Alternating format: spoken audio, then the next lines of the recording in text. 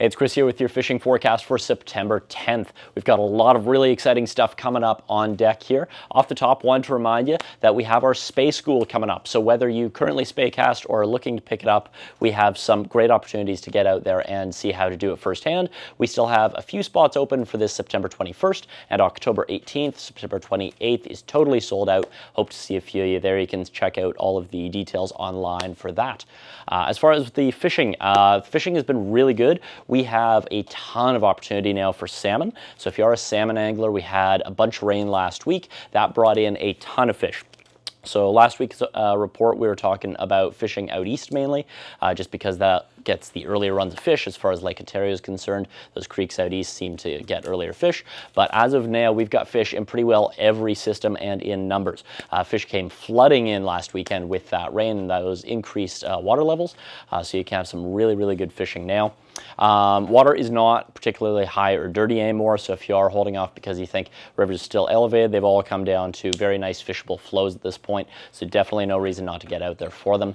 We do have a little bit of additional rain as well coming this Saturday, just a little drizzle, which should again get even more fish moving. We also have some steelhead and brown trout starting to show up in rivers too, so if you do want to get out for some early migratory trout, this is a great time of year to do it as those fish are coming in behind those salmon. They're eating eggs heavily, and these are really hot, fresh fish that put up a great fight. So it's a great time of year to get out for them. And there are more than enough to catch as well. We're not just talking about the one-offs anymore. There are enough trout that you can absolutely go and target them on some select rivers. Get in touch with us. We can give you some details on how and where to do that. If you are fishing for salmon, same kind of stuff we've been talking about. Eggs, always a great place. Generally speaking, larger and brighter eggs are going to be the way to go. So colors like chartreuse, orange, clown, those are always great bets. Big stoneflies, big nymphs can definitely get aggressive eats. Something big, dark, buggy, get in their face, does very well.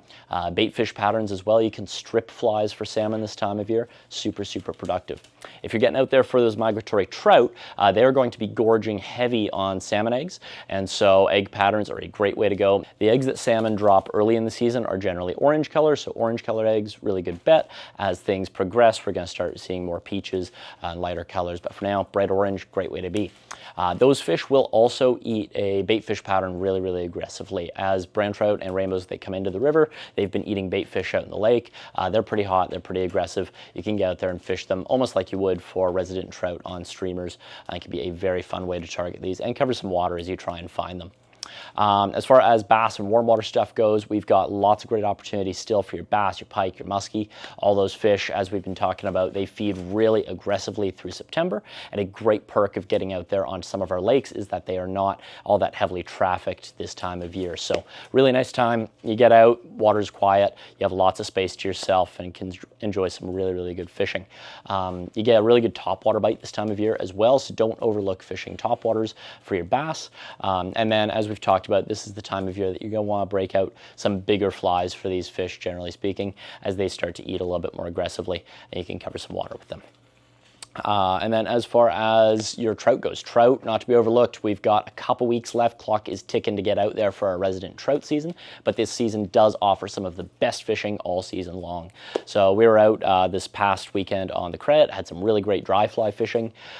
Fish will, of course, eat nymphs, eat streamers as well, but it's a great time of year. If you are one that enjoys dry fly fishing, which is a lot of us, then you can definitely get fish to come up. Terrestrials, like small ant patterns, great way to go, and then smaller blue-winged olive patterns are going to be a really reliable staple this time of year.